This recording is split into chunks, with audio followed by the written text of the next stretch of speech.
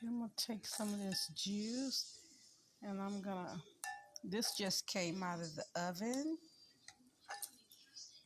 I'm going to let it rest, but I'm going to pour some of this juice from this chicken and all the rest of this ingredients over this right here. You can see the cheese on there. You can let yours get hotter if you choose to.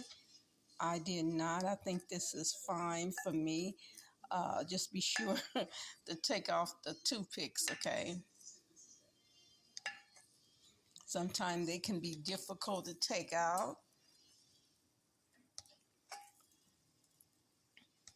Get some more of this juice right here. This is so good, y'all. So good.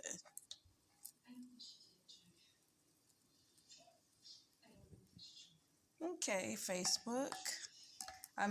TikTok family.